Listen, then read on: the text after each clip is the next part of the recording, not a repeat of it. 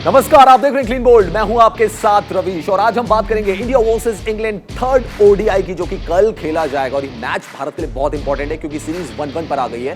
पहला मुकाबला भारत ने एक तरफा अंदाज में जीता और लतिका दूसरा मुकाबला भारत ने एक तरफा अंदाज में गंवाया।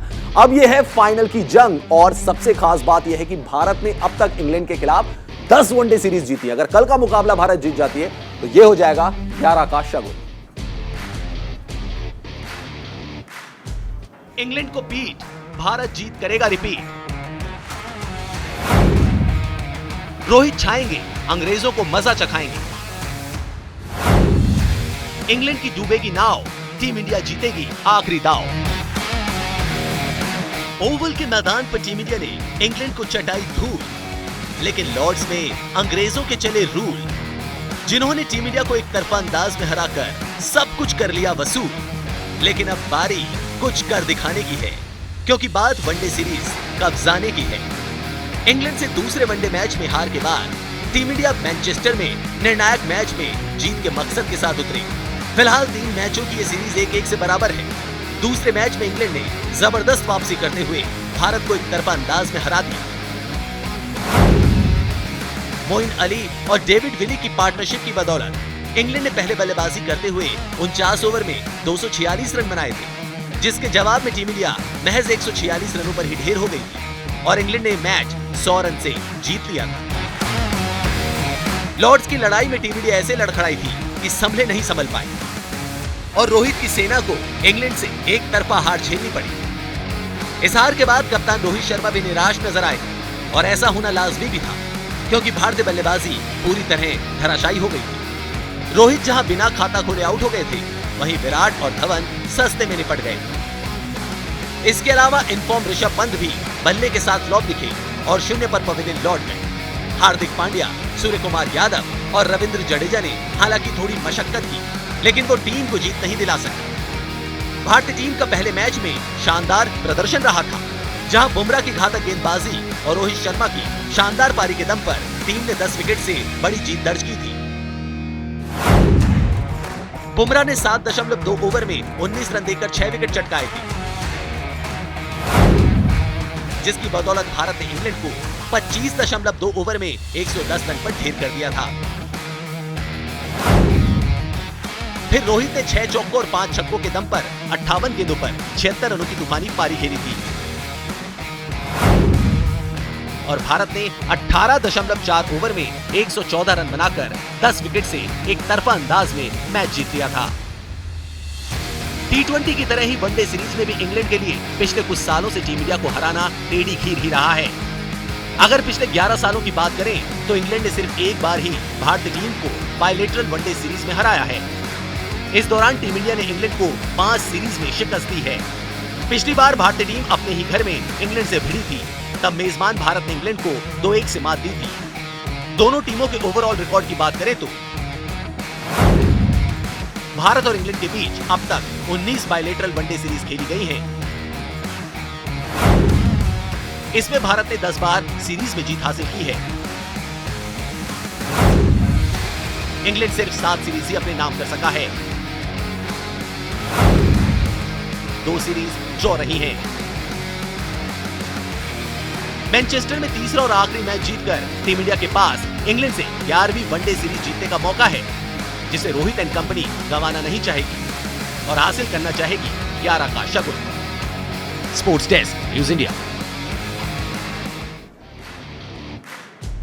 तो भारत ने इंग्लैंड से 10 वनडे सीरीज जीती है। बायलैटरल सीरीज की हम बात कर रहे हैं और अगर 11वीं सीरीज भारत जीत जाता है, यानी कि कल का मुकाबला अगर टीम इंडिया जीत जाती है, तो 11 का शगुन जो है पूरा हो जाएगा और सारे भारतीय क्रिकेट फैंस यही उम्मीद कर रहे हैं। लेकिन लतिका, बहुत अनयूजुअल ये सीरीज रही है, जहां पे आपने पहला मुकाबला कन्विंसिंग तरीके से जीता, एक तरफा आपने इंग्लैंड को हरा दिया, लेकिन दूसरे मैच में वही इंग्लैंड बाउंस बैक करता है और उसके बाद आपको एक तरफा अंदाज में हरा देता है। तीसरे वनडे में क्या लगता है, क्या होगा? मुझे लगता है कि यहाँ पर अगर आप बल्लेबाजी करने उतर रहे हैं तो आपको खासा ध्यान देना होगा अपनी पार्टनरशिप पे, क्योंकि देखिए कभी भी आप इंग्लैंड के अगर लास्ट मैच को देखें किस तरीके से उन्होंने अपनी पारी को संभाला, उनकी भी हालत कुछ ज्यादा अच्छी नहीं थी, लेकिन उसके बावजूद उनका ओपनिंग स्टैंड अच्छा रहा। उसके बाद जो स्टार प्लेयर्स हैं उनके भी जल्दी पवेलियन चले गए, चाहे रूट की बात करें, चाहे स्टोक्स की बात करें, चाहे तो आप कह सकते हैं कि उनके भी स्टार प्लेयर पवेलियन जाने के बावजूद उन्होंने पारी संभाली।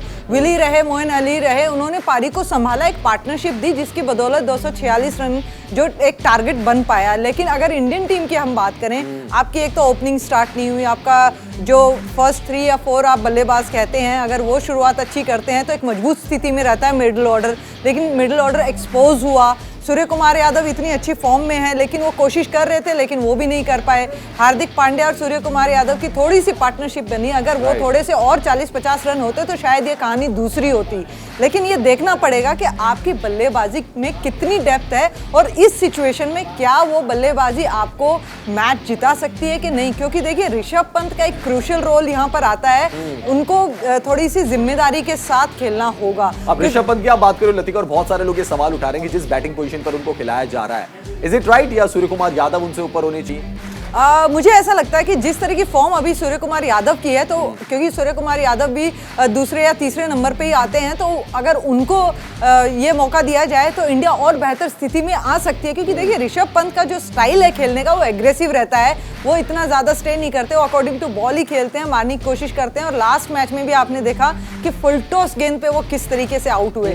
तो ये चीज़ें हैं, मैनेजमेंट अच्छे तरीके से जानता है क्या उनकी प्लानिंग है, कौन सा प्लेयर कब जाना चाहिए। लेकिन अगर आपके पास इन फॉर्म बल्लेबाज है तो उसका इस्तेमाल करना मुझे लगता है ज्यादा बेहतर। पहले सवाल ये था कि आपके टॉप 4 में कोई लेफ्ट हैंडर नहीं आता। अगर आप बैटिंग लाइनअप देखें इंडिया की, तो Rohit Sharma, KL Rahul, then number 3 Virat Kohli, number 4 Rishabh Pant को इसलिए बोला जाता था कि भैया आपके पास एक लेफ्ट हैंडर नहीं है। लेकिन यहां पर आपके पास शिखर धवन है, Rohit Sharma, Shikhar Dhawan, then comes Virat Kohli, and then अगर ऋषभ पंत नंबर 4 आ रहे हैं, आपके पास सूर्य कुमार यादव का ऑप्शन तो है ही ना, आप उनको कर सकते हैं 4, और फिर ऋषभ पंत, हार्दिक पांड्या एंड देन रविंद्र जडेजा, आपका पूरा कॉम्बिनेशन बन सकता है। बिल्कुल, देखिए ये चीज बिल्कुल सही बात है कि आप किस तरह के बल्लेबाजों को खिला रहे हैं, क्या वो फॉर्म में है नहीं है। विराट कोहली पे भी बहुत बड़ी बड़ी बातें हो रही हैं, हम उनका इंतजार ही कर रहे हैं कि वो फॉर्म में आए, ज्यादा से ज्यादा उनको मैचेस मिले।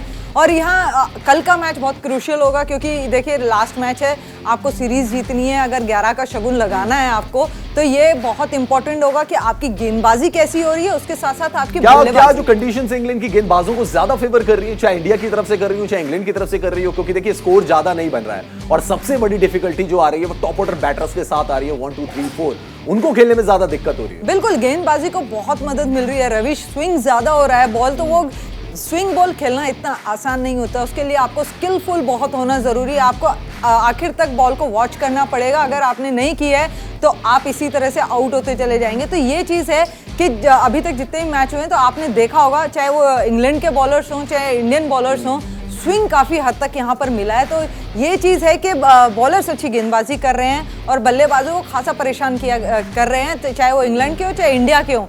लेकिन कल के मैच की बात अगर हम करें यहाँ पर, तो मुझे लगता है कि आपकी स्पिन गेंदबाजी भी इफेक्टिव होनी चाहिए, क्योंकि इंग्लैंड के पास वो है नहीं। मोइन अली बॉलिंग ज़रूर करते हैं, कई बार इफेक्टिव भी रहते हैं, लेकिन रेगुलर बॉलर नहीं है वो। तो यहाँ चहल जो है वो बहुत क्रूशियल रोल अदा करते हैं, उन्होंने 4 विकेट भी लिए हैं। लेकिन रविश, मुझे थोड़ा क्वेश्चन मार्क इस चीज़ का लग रहा है कि रविंद्र जडेजा जो हैं आजकल बैटर ज्यादा हो गए, गेंदबाजी उनकी कम हो गए, धार नहीं दिखाई दे रही उनकी गेंदबाजी। ये एक पहेली है जिसको सुलझाना पड़ेगा। लेकिन चलिए, क्रिकेट में कभी हार्दिक पांड्या बल्लेबाज से गेंदबाज, गेंदबाज से बल्लेबाज, सारी चीजें चल रही होती है। लेकिन जो कल का मुकाबला है जो मैनचेस्टर में खेला जाएगा, और मैनचेस्टर में कहा जाता है कि वहाँ बारिश हमेशा होती रहती है। हालांकि ये भी खबर आ रही है कि गर्मी भी बहुत ज्यादा हो रही है वहां पर, लेकिन टीम इंडिया के फॉर्मर कैप्टन विराट कोहली के लिए आखिरी मौका का फिलहाल कुछ दिन के लिए। हम ऐसा इसलिए कह रहे हैं क्योंकि पूरा दौरा अगर आप देखें, वहां विराट कोहली के बल्ले से कुछ आया नहीं। जो भी कुछ आया है वो आपको सब पता है कि बताने लायक चीज नहीं है। लेकिन आखिरी मैच है, आखिरी मौका है विराट कोहली के पास, क्योंकि वेस्ट इंडीज जाएंगे नहीं, जिम्बाब्वे जाएंगे नहीं, तो फिर एशिया कप में ही नजर आएंगे। तो आखिरी मौका है, क्या विराट वार होगा?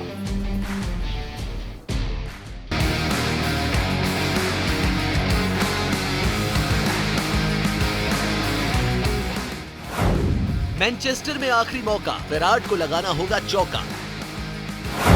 आखिरी मैच में आर पार करना होगा विराट वार। सवाल उठे हैं बेहिसाब, बल्ले से देना होगा जवाब। रन मशीन, चेज मास्टर, इन नामों वाला खिलाड़ी विराट कोहली, जिसकी फॉर्म ने है पोल खोली। अब उन्हें किस्मत को देना होगा धोखा, क्योंकि अब विराट के पास है आखिरी मौका, जहां उन्हें किसी भी हाल में लगाना होगा चौका। पूर्व भारतीय कप्तान विराट कोहली के पास मैनचेस्टर में इंग्लैंड के खिलाफ तीसरे वनडे मैच में खुद को साबित करने का मौका है। पिछले कुछ समय से वो लगातार खराब प्रदर्शन कर रहे हैं, जिसके चलते उन्हें आलोचनाओं का सामना करना पड़ रहा है। विराट कोहली ने इंग्लैंड दौरे पर अब तक महज 59 रन बनाए हैं। टेस्ट, T20 और वनडे मिलाकर विराट ने 5 पारियां खेली हैं। विराट पहले वनडे में चोट की वजह से बाहर बैठे थे, जबकि दूसरे वनडे में वो 16 रन बनाकर आउट हो गए थे। टेस्ट और T20 में खराब फॉर्म के बावजूद विराट को इंग्लैंड के खिलाफ वनडे सीरीज में मौका दिया गया। वो दूसरा मैच खेले, लेकिन फिर फ्लॉप हुए।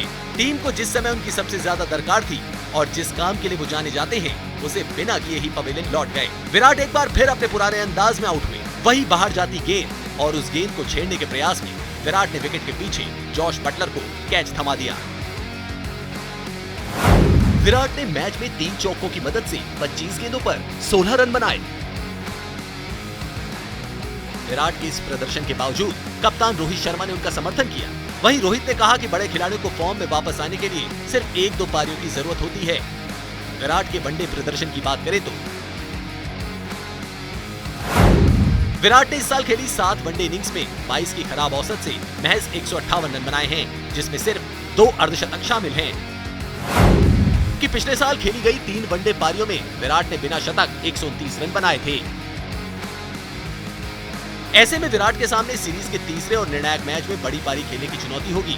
वो न केवल इंग्लिश खिलाड़ियों से भिड़ेंगे, बल्कि उनकी लड़ाई आलोचकों के खिलाफ भी होगी, जिनके सवालों का जवाब विराट का बल्ला ही दे सकता है। हालांकि कोहली ने इस मुकाबले से पहले ट्विटर पर एक फोटो शेयर की है और उनकी फॉर्म पर सवाल उठाने वाले आलोचकों को जवाब दिया है। विराट पंखों वाली फोटो के सामने बैठे हैं, जिसमें कैप्शन में उन्होंने लिखा है पर्सपेक्टिव, यानी दृष्टिकोण। विराट के इस ट्वीट का सीधा मतलब किसी चीज को देखने का नजरिया समझा जा सकता है। बहरहाल विराट की मंशा चाहे जो भी हो, लेकिन ये फैक्ट है कि उन्हें तीसरे मैच में परफॉर्म करना होगा, नहीं तो उनकी मुश्किलें और बढ़ जाएंगी। Sports desk, news India. तो विराट कोहली के लिए आखिरी मौका इस इंग्लैंड दौरे का, क्योंकि तीसरा वनडे मुकाबला है। अगर विराट कोहली इसमें चलते हैं, फॉर्म को हासिल करते हैं, तो उम्मीदें बहुत ज्यादा बढ़ जाएंगी विराट कोहली से, और जो फैंस हैं वो भी राहत की सांस लेंगे। लेकिन लतिका, आज जो तस्वीर उन्होंने पोस्ट की है, जो ट्विटर पे उन्होंने तस्वीर पोस्ट की है, पर्सपेक्टिव उसके ऊपर लिखा हुआ है, दृष्टिकोण, नजरिया और पंख बनाए हुए हैं। क्या कहना चाहते हैं विराट कोहली? मुझे यही लगता है कि जो कह सकते हैं रवीश यहाँ पर कि एक्स्ट्रा ऑर्डिनरी जो प्लेयर रहा है, अगर थोड़ा बहुत ऑर्डिनरी खेल रहा है तो उसका दृष्टिकोण जो है वो चेंज मत कीजिए। वो अभी भी एक्स्ट्रा ऑर्डिनरी है, बस समय की बात है। जिस तरीके से अभी उनका समय गुजर रहा है, कोई बात नहीं, ये समय भी निकल जाएगा। और मुझे लगता है कि वो भरपूर कोशिश कर रहे हैं रवीश अपने इस फॉर्म से बाहर निकलने के लिए, क्योंकि देखिए जिस तरीके से वो मैच में इन्वॉल्व होते हैं, जो एग्रेशन वो दिखाते हैं, आपने टेस्ट मैच में भी देखा, आपने वनडेज में भी देखा है अभी कि किस तरह का एग्रेशन उनके पास है, और यही चीज़ एक पॉजिटिव चीज़ है। वो हमेशा पॉजिटिव रहते हैं। तो ये जो रन्स अभी नहीं बन रहे हैं या जब भी बने हैं, तो इससे ज़्यादा फर्क पड़ना नहीं चाहिए। लेकिन हाँ, काफ़ी लंबा समय हो चुका है रवीश के उनके बल्ले से ज़्यादा रन नहीं आए, बड़ी इनिंग नहीं आई है। 20, 25, 50 रन वो बनाते ज़रूर हैं, लेकिन बड़ी इनिंग का इंतज़ार सभी लोग कर रहे थे। और देखना होगा कि कल के मैच में क्या वो बड़ी इनिंग आएगी या फिर कोई ऐसी इनिंग आएगी जिसमें मैच के लिए वो इम्पोर्टेंट रहे। तो ये भी बहुत एक फैक्ट है रवीश यहाँ पर कि आप मैच के लिए किस तरह से इम्पोर्टेंस दिखाते हैं, मैच के लिए कितना आप टीम के लिए काम करते हैं। अप्रोच क्या रहना चाहिए प्लेयर का, क्योंकि प्लेयर को भी पता है इंग्लैंड का दौरा समाप्त हो रहा है। शुरू हुआ था वन ऑफ टेस्ट मैच से, फिर T20 सीरीज, और ये आ गई वनडे सीरीज, और वनडे सीरीज का भी आखिरी मुकाबला है। तो फिर इसमें अप्रोच कैसा रहना चाहिए प्लेयर का? क्या विराट कोहली को आके बिंदास क्रिकेट खेलनी चाहिए, या विराट कोहली ये सोचेंगे कि आखिरी मौका है, मुझे, मैं जितना ग्रैब करना चाहूँ इसे ग्रैब करूँ? और इंग्लैंड की कंडीशन ऐसी है कि कोई भी यहाँ पे खिलाड़ी 50 रन बनाने के बाद ही सेटल नहीं हो सकता, क्योंकि बॉल कंडीशन कब मूव करने लग जाए पता नहीं लगता। तो इसीलिए रवीश, आप बिंदास जब खेलेंगे ना, तभी आप अपना काम जो है मेंटली फ्री रह के आप कर सकते हैं। लेकिन अगर आप ज्यादा सोचेंगे यहाँ पर, तो शायद अपनी सोच में कहीं ना कहीं घिर जाएंगे। और जो आजकल मुझे लग रहा है, हो सकता है विराट कोहली को इस तरह की सिचुएशन में आ रही हूँ, तो मुझे फ्रीली खेलें, क्योंकि इतना लंबा समय बिता चुके हैं अभी इंग्लैंड में, तो काफ़ी कुछ वहाँ पर क्या बॉल को समझ भी पा रहे होंगे। तो कोशिश भरपूर होगी उनकी कि वो किस तरह से खेले। लेकिन मुझे लगता है कि जो उनका अपना नेचुरल गेम है, जिस तरीके से वो फील करते हैं, उस फील के साथ खेलेंगे तो बेटर रहेगा। रिजल्ट क्या आ रहा है उसको ना ही सोचें तो ज़्यादा बेटर है, क्योंकि देखिए अभी भी रिजल्ट कोई खास आ नहीं रहा है, तो इसलिए रिजल्ट तो आप भूल ही जाइए। आप जैसे भी खेलना चाहते हैं आप खेलिए, बहुत बड़े प्लेयर हैं, आपको पता है आपको क्या करना है और क्या नहीं करना। तो ये तो हम सिर्फ एक अज्यूम कर सकते हैं, या फिर हम एक कह सकते हैं कि हम सिर्फ देखना चाहेंगे कि आपके बल्ले से कब वो बड़ी इनिंग आएगी। लेकिन लतिका, जो ब्रेक मिलेगा वेस्ट इंडीज सीरीज में नहीं होंगे, जिम्बाब्वे सीरीज नहीं होंगे, इसका फायदा मिलेगा विराट कोहली को? क्या करना चाहिए विराट कोहली को? क्योंकि बहुत टाइम हमने देखा साउथ अफ्रीका सीरीज से उनको ब्रेक दिया गया, यहां पर भी बड़ी अटकलें थी कि भाई वेस्ट इंडीज सीरीज में उनको कंसीडर नहीं किया जाएगा, जो कि हुआ भी। अब ये जो ब्रेक मिलेगा, क्या इसका फायदा उठाना चाहिए विराट कोहली को और क्या करना चाहिए?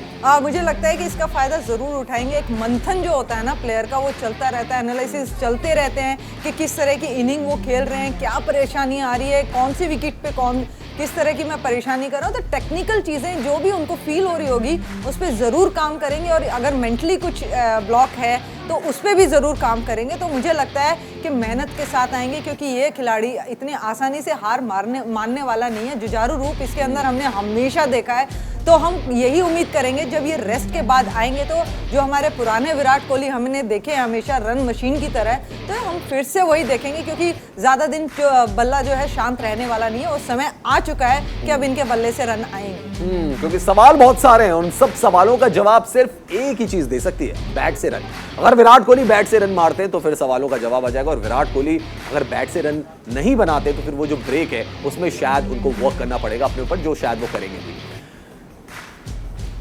लेकिन अब बढ़ते हैं एक और खबर की तरफ, और वो खबर है श्रीलंका से जुड़ी हुई। आप सब लोग जानते हैं श्रीलंका में पॉलिटिकल क्राइसिस चल रही है, श्रीलंका में इकोनॉमिक क्राइसिस चल रही है, और ऐसे में श्रीलंका के क्रिकेटर सामने आते हैं और वो कहते हैं कि पेट्रोल 10,000 रुपए का मिल रहा है, 2-2 दिन इंतजार करना पड़ रहा है पेट्रोल के लिए, लाइन में लगना पड़ रहा है, कितने बुरे हालात हैं। अब सवाल यही है कि क्या एशिया कप का आयोजन कराया जा सकता है श्रीलंका में?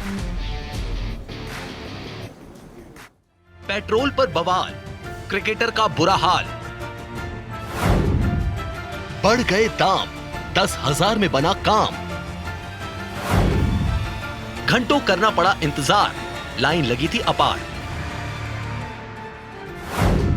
श्रीलंका में आर्थिक हालात बद से बदतर होते जा रहे हैं। आम नागरिकों के साथ साथ अब यहां के क्रिकेटर भी इससे परेशान हैं। श्रीलंका के ऑलराउंडर चमिका करुणारत्ने की गाड़ी में पेट्रोल न होने के कारण उन्हें प्रैक्टिस के लिए दिक्कत हो रही है। उन्हें पेट्रोल के लिए 2 दिन का इंतजार करना पड़ा। करुणारत्ने ने बताया कि देश के मौजूदा हालात से वो काफी निराश हैं। मुझे 2 दिन के इंतजार के बाद पेट्रोल मिला। देश में तेल खत्म हो चुका है। गाड़ी होने के बावजूद मैं प्रैक्टिस के लिए नहीं जा पा रहा हूं। मुझे 10,000 का ही पेट्रोल मिल सका, जो सिर्फ 2 या 3 दिन तक ही चल सकेगा। करुणारत्ने ने आगे कहा कि देश में एशिया कप का आयोजन होने वाला है और इसी साल श्रीलंका प्रीमियर लीग के मैचों की भी घोषणा की जा चुकी है। मुझे नहीं पता कि क्या होगा, क्योंकि मुझे प्रैक्टिस के लिए कोलंबो और अलग अलग जगहों पर जाना है और क्लब सीजन में भाग लेना है, लेकिन पेट्रोल के कारण मैं कहीं भी नहीं जा पा रहा हूं। करुणारत्ने को लगता है कि जल्द ही सब कुछ सही हो जाएगा। उन्होंने आगे बताया कि देश के हालात के बारे में ज्यादा कुछ नहीं कह सकता, लेकिन कुछ भी सही नहीं हो रहा है। उम्मीद करता हूं कि सही लोग आएंगे और अच्छा समय आएगा। लोग अच्छे लोगों को ही चुनेंगे। करुणारत्ने ने भारत की भी तारीफ की है। भारत हमारा भाई जैसा देश है। उन्होंने हमारी काफी मदद की है। मैं उन्हें धन्यवाद देता हूं। हम परेशान हैं। जब भी हम स्ट्रगल करते रहे हैं, उन्होंने हमारा सपोर्ट किया है। उन्होंने जो कुछ किया उसके लिए धन्यवाद। बता दें कि श्रीलंका के राष्ट्रपति गोटबाया राजपक्षे देश छोड़कर मालदीव भाग गए हैं। राजपक्षे के देश छोड़ने से श्रीलंकाइयों का गुस्सा भड़क गया है। राजधानी कोलंबो की सड़कों पर प्रदर्शनकारी जमकर उत्पात कर रहे हैं। लोगों के उग्र विरोध को देखते हुए पीएम रनिल विक्रमसिंघे ने इमरजेंसी का ऐलान कर दिया है। लेकिन इस बीच क्रिकेटर्स को काफी दिक्कतों का सामना करना पड़ रहा है। Sports desk, news India.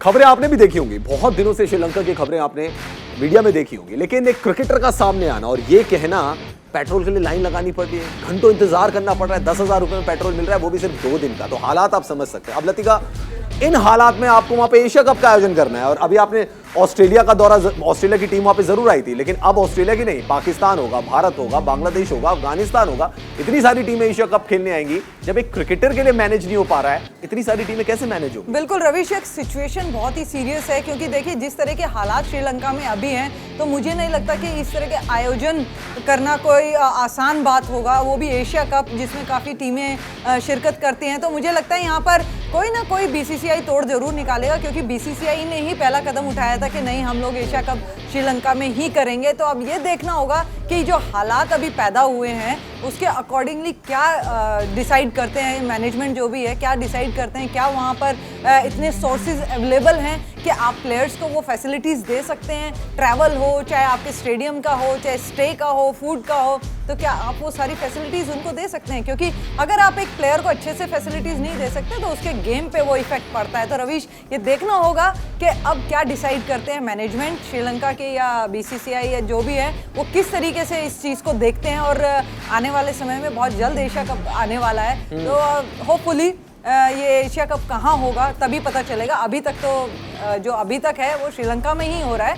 आगे देखते हैं, ये सिचुएशन हो सकता है बेटर हो जाए तो वहीं पर ही ये आयोजन हो सके आसानी से। लेकिन हालात बिल्कुल भी सही नहीं है। क्या एक स्टेप लेना चाहिए? क्योंकि अभी बीसीसीआई तो कह रहे हैं जुलाई तक का वेट करेंगे और 27 अगस्त से जो है वो एशिया कप में शुरू होना है। क्या एक स्टेप पहले से लिया जा सकता है? क्योंकि खबरें ऐसी भी आ रही लतिका कि बांग्लादेश एक वेन्यू हो सकता है जहां पर एशिया कप का आयोजन किया जाए। कुछ लोग कह रहे हैं कि यूएई में भी इसको कराया जा सकता है, क्योंकि आप करा चुके हैं यूएई में भी। तो डिसीजन जल्द लेना पड़ेगा ताकि खिलाड़ी भी तैयार रहें, प्रिपरेशन भी ठीक ठाक रहे और जो पूरा मैनेज करना है वो भी सब दुरुस्त रहे। बिल्कुल रवीश, इस तरह के हालात में हमेशा आपके पास ऑप्शन होना चाहिए कि अगर आप जिस तरीके से पेंडेमिक में यहाँ पर आईपीएल हो रहा था और बीच आईपीएल में ही आपको शिफ्ट करना पड़ा था दुबई में, तो ये चीज़ हो सकती है। तो आपके पास एक सेकंड ऑप्शन होना चाहिए, क्योंकि जिस तरीके से यहाँ पर हालात हैं, हो सकता है कि उस टाइम तक ये हालात सुधर जाएं और काफ़ी चीज़ें आपके अंडर कंट्रोल हो। जो गवर्नमेंट है वो ये सारी फैसिलिटीज़ प्रोवाइड करा सके, क्योंकि देखिए सिक्योरिटी का भी बहुत एक इशू हो सकता है, क्योंकि इतनी सारी टीमें होंगी और किस तरह से मैनेज करेंगे, क्योंकि अभी कोई आपा नहीं है पब्लिक का कि वो जहां पे भी जाना चाहते हैं फ्रीली घूम रही हैं। तो इससे खिलाड़ियों को भी खतरा हो सकता है। बिल्कुल सही बात है। राष्ट्रपति भवन, प्रधानमंत्री का निवास, हर जगह तो प्रदर्शनकारी मौजूद हैं, ऐसे में टीम होटल में भी आ सकते हैं। खैर, क्रिकेट की दुनिया में बहुत कुछ हो रहा है और सबसे पहले बात करेंगे बीसीसीआई के प्रेसिडेंट सौरव गांगुली।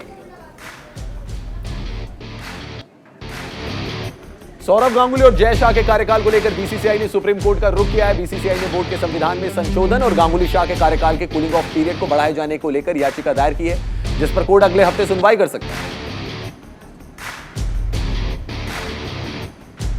आईसीसी के फ्यूचर शोट प्रोग्राम में आईपीएल को लगभग 2.5 महीने का समय मिला है। जानकारी के मुताबिक हर साल मार्च में आखिरी हफ्ते से जून के पहले हफ्ते तक आईपीएल के लिए विंडो दी गई है। हाल ही में बीसीसीआई के सचिव जय शाह ने इसके संकेत दिए थे। 2023 से आईपीएल टूर्नामेंट 10 टीमों के बीच होगा, जबकि 60 की बजाय कुल 74 मैच खेले जाएंगे।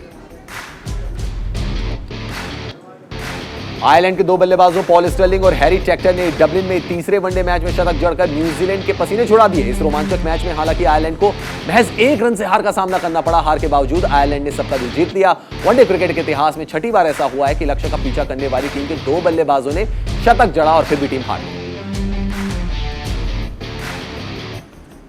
नीदरलैंड्स और जिम्बाब्वे ने ऑस्ट्रेलिया में अक्टूबर में खेले जाने वाले आईसीसी टी20 वर्ल्ड कप 2022 के लिए क्वालिफाई कर लिया है। टी20 वर्ल्ड कप क्वालिफायर बी के सेमीफाइनल में दोनों टीमों ने जीत दर्ज करके अपने लिए वर्ल्ड कप का टिकट कटाया। नीदरलैंड्स ने जहां अमेरिका को हराया, वहीं जिम्बाब्वे ने पपुआ न्यू गिनी को मात देकर वर्ल्ड कप में जगह बनाई।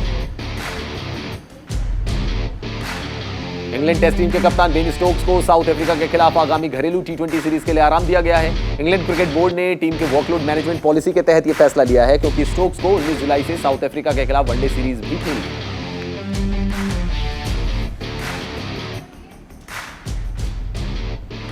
तो बहुत सारी खबरें, वर्ल्ड ऑफ क्रिकेट में बहुत कुछ हो रहा है, लेकिन हमें इंतजार है मैनचेस्टर वनडे का, ताकि इंडिया वहां पे मैच जीते और सीरीज को भी अपने नाम कर ले। फिलहाल क्लीन बोल्ड में इतना ही। आप देखते रहिए न्यूज़ इंडिया।